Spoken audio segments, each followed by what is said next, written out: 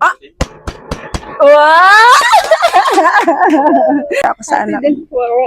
Kasi nagkaroon ng bagong wheelchair yung anak ko. Nakagagala na po siya. Oo, hindi pa huli. Makakapamasko pa siya, di ba? Hello! Ito na ba siya? Oy, nagkasalita siya. Ay, sa, kumusta ikaw? Okay ka lang. Anong pangalan mo? Ano daw yun? Owa. Owa yung pangalan niya. Clyde Jasper. Ang cute naman niya. Ilang taon na ikaw? Ha? 13. Oh, okay. Okay ka lang? Happy ka naman. Anong handa mo ngayon? Ha? Wala. Ay, meron naman pala dito freezer. Ano laman ng freezer? Wala. Akala ko may laman ng freezer eh. Kaya ako pumunta dito kasi mamamasko ako eh. Oo, mamamasko ako sa'yo. Okay lang ba? Clyde Jasper, nag-aaral ka? Hindi. Hindi ko nag-aaral. Naiintindihan mo ako? Oo. Kilala mo ba ako? Sino ako? Sino? Sino daw ako? Sino ako? Parak. Nasabi niya, parak. Tama, parak. Parak. Oh, may cellphone ikaw. Oh, wow. Nanonood ka ba ng mga vlog? Wow, nanonood siya. Oh my God. Paano yan? Dahil wala na naman palang handa. Ay, paano naalis na ako? Kala ko pa naman, papakainin mo na ako. Anyway, Clyde, nagpunta ako dito kasi abot pa naman ng Pasko. Meron akong papasko sa'yo. Gusto mo ba ng bagong wheelchair? Gusto mo? Oh, gusto niya ng bagong wheelchair. Ito ba nung naandar pa ito? Nung naandar pa, napunta ka ba doon? Kaya mo magayon ng sarili? Kaya niya ba? Kanya niya po yung gulong. Oo, yung gulong. Mga wala na siya. Oo nga, wala na. So, ibig sabihin, hindi na talaga yan nakakaalis dyan. Diyan na. po siya nandun eh. Lagi na lang nandito. Okay. Saan ang bahay nyo? Totally pong bahay namin nandun, nasunugan po kami. Ano? Kasi lipat po namin dito, kaya puro yero. Okay, so nasunog. Ito na ngayon ang bahay ninyo talaga. Ito na yung pinaka-mini store nyo, tapos dito na rin talaga kayo nakatira. Oo. Pwedeng makita ang inyong loob ng bahay. Okay. Oh, guys, Puro napaka... yero po. Oo. Ilan ang anak mo? Apat po.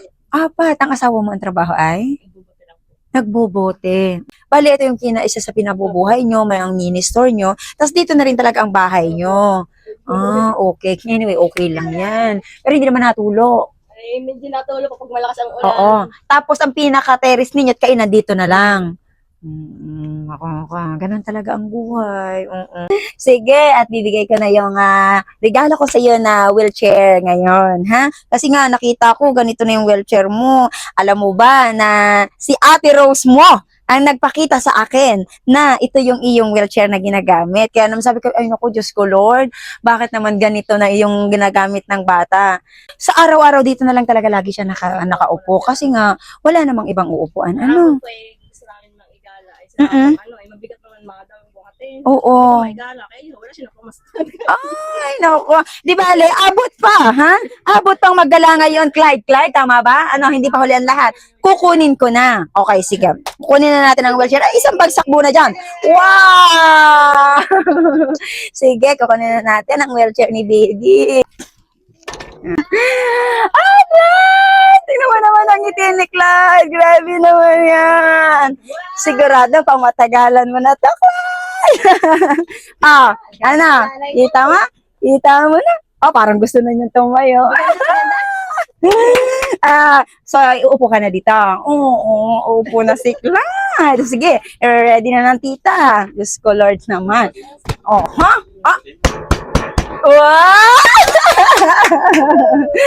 Okay. Yan. Yeah! Pasok. Yeah! Yay! Ayan, natulog siya dyan. Yan. Kita mo naman,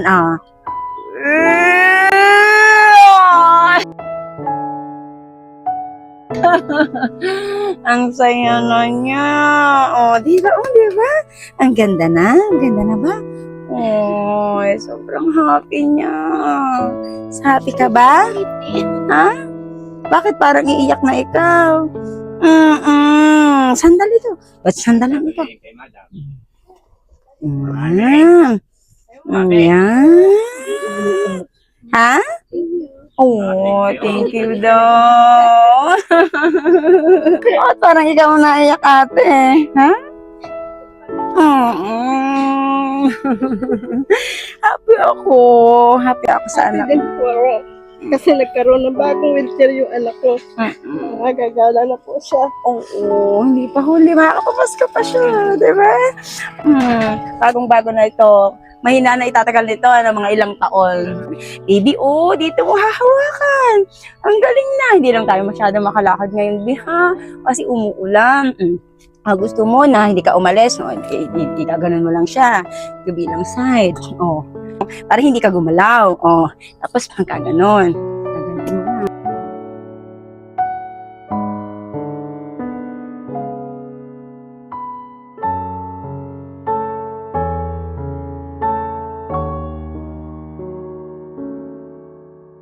Anong handa niyo ko nung Pasko? Wala po eh.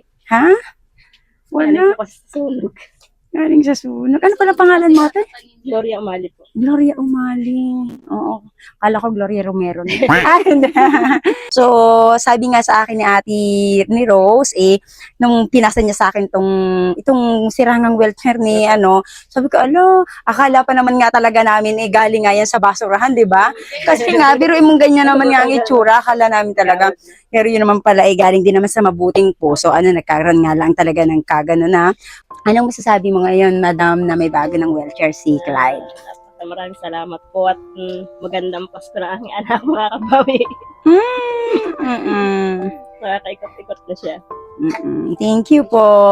Si Madam Rose ang isang mabuti ang kalooban na nakakita dito sa kay Clyde dito sa situation nila. Personal niyo ba talaga silang kilala? Bali, po madam, kasi po kami nangangalakal po kasi kami. So sila, isa sila sa mga nagbibigay ng kalakal sa amin. So kaya madalas kami doon sa yung napansin ko siya, lagi siya nandun sa puno. Tapos yung gamit niya wheelchair, sabi ko, parang nakakaawa. Parang ako yung nahihirapan tumingin sa kanya. Sabi ko, parang hindi siya nakakagala ba? Tapos yun, sabi ko sa kanya, nung kanyang wheelchair, pakipicturean. Sabi ko, itatry natin hihingi ng kay Miss Kapara. Mas lang, segundo lang talaga may nag-reply sa akin. Sa bagamat na matagal, pero alam ko naman na marami kayong binibigyan. Pero nag-reply ako agad. Opo, nag-reply talaga siya.